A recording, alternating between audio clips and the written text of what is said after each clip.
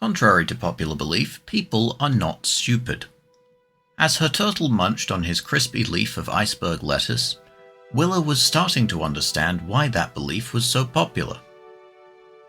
That's the first line of Willa the Witch and the Pop Quiz Curse, a novel that doesn't exist and quite likely never will. But it's important, especially the people are not stupid part. Willa the Witch and the Pop Quiz Curse is a book about a witch called Willa who gets a job teaching witchcraft at a prestigious high school.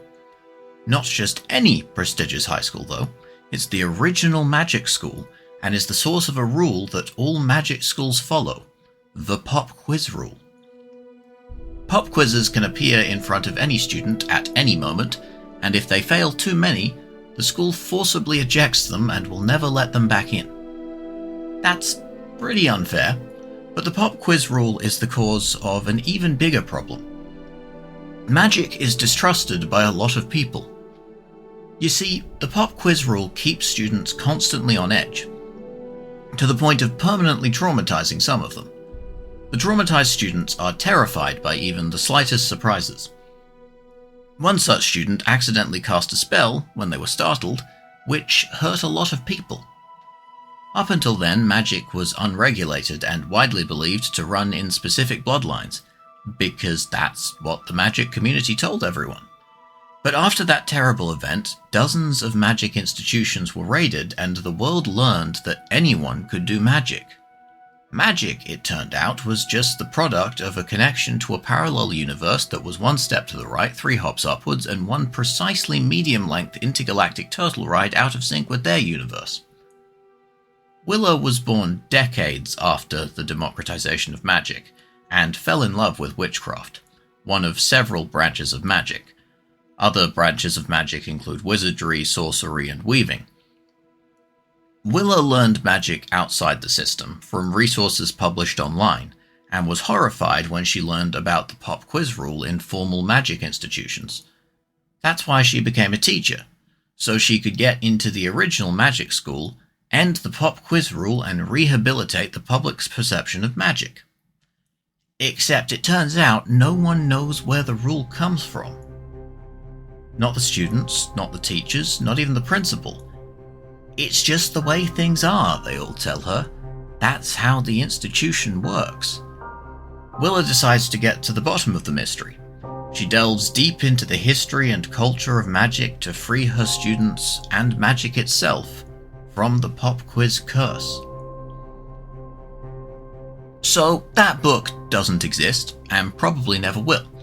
But if it did, it would be a parody of a genre called wainscot fantasy, which is technically a subgenre of urban fantasy, which is itself a subgenre of fantasy, so it's a subgenre, which seems really overspecific, but I guarantee you've heard of a lot of examples of wainscot fantasy. Wainscot fantasy is urban fantasy that includes a wainscot society, which is a hidden society that exists within broader society, but only a tiny group of people have access to it or even know it exists. The term Wainscot Society derives from the 1952 novel The Borrowers by Mary Norton, which is about a society of tiny people who live behind the wainscots of a large English house, also under the floorboards, in the drainpipes, and many other places. More modern examples of wainscot fantasy include Artemis Fowl, Shadowhunters, Skullduggery Pleasant, The Fairy Tale Detectives, Percy Jackson, A Carter Witch, Twilight, The Dresden Archives, The Magicians, which is itself a parody of the genre, but I'm still including it, The Underland Chronicles, Fablehaven, and of course Harry Potter. That is not even close to an exhaustive list, and if you branch out into wainscot science fiction, you can add the likes of Men in Black, John Wick, and Kingsman. Now, most of those titles are children's books or young adult books, with the exception of The Dresden Archives, which is decidedly adult, and the 3 sci-fi films, which are, last I checked, not books. Well, Men in Black and Kingsman are both originally comic books, but shush. Children's literature is saturated with wainscot fantasy, and that's a problem. Not because of a problem inherent in the genre itself. There's absolutely nothing inherently wrong with wainscot fantasy. The problem comes from the power dynamic between the Wainscot Society and broader society represented in a lot of the stories. Broader society is often represented as stupid, ignorant, and easily manipulated. Why? Usually because the Wainscot Society has a special birthright that makes them better than everyone else. In some stories, they even have words for people who aren't members of the Wainscot Society that are regularly used like slurs. For example, Harry Potter has muggles, Percy Jackson has mortals, Shadowhunters has mundanes. Members of the Wainscot Society have the freedom, nay, the duty, to abuse, mislead, and manipulate the silly, mortal, mundane muggles as they see fit. Like I said, this doesn't have to be a problem. There's no reason why broader society needs to be represented as hapless redshirts whose whole world would crumble without the exceptionally important elite Wainscot Society. Elite. That's the word I'm looking for.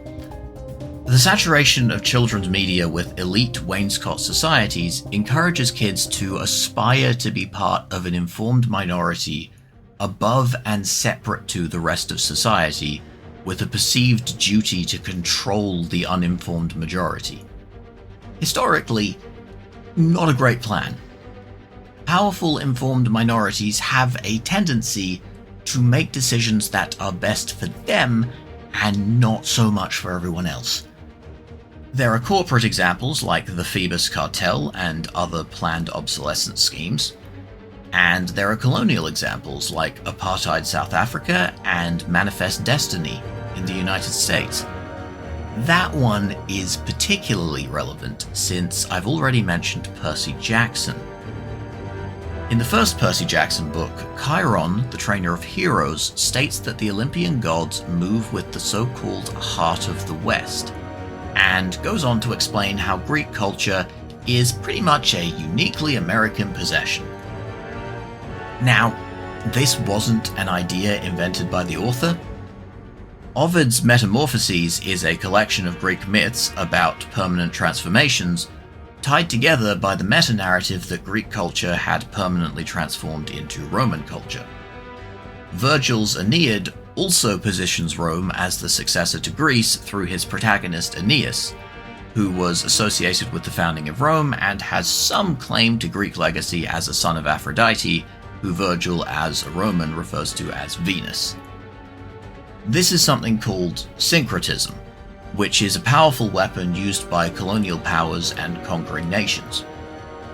So, when a book based on ancient Greek myths implies the syncretism of ancient Greek culture into American culture, it's a little concerning.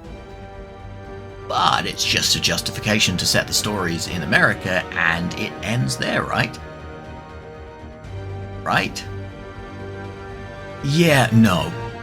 One of the first places the protagonists visit on their quest westward from New York to Los Angeles is the Gateway Arch in St. Louis, a monument dedicated to westward expansion, which was heavily influenced by the ideology of Manifest Destiny, which resulted in a policy of systematic mass genocide of indigenous peoples.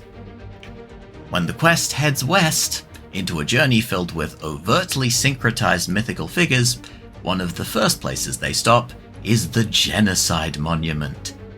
Yay! Fortunately, the author of the Percy Jackson series appears to have realized just how messed up syncretism is, and has made efforts to be much less colonial in his later books, with varying levels of success. Regardless, that's where elite Wainscot societies that treat broader societies as lesser lead. Saturate children's media with those, and you could quite possibly get kids growing up believing that the greatest possible ambition is to be part of an elite informed in-group with control over others. Remember what I said at the beginning of this video? People are not stupid. That's how you solve this problem. It's that simple. Authors of Wainscot fantasy should be encouraged to represent broader society as intelligent, insightful, and equal to the Wainscot society, not as stupid, easily manipulated, and generally lesser. Of course, there are exceptions, where representing broader society negatively might be a good artistic choice. If you are critiquing the elitism of a Wainscot society, or if the Wainscot society has been persecuted or ostracized, so has a reason to distrust outsiders. As it turns out, the former Wainscot society in Will o' the Witch and the Pop Quiz Curse fits into both of those categories.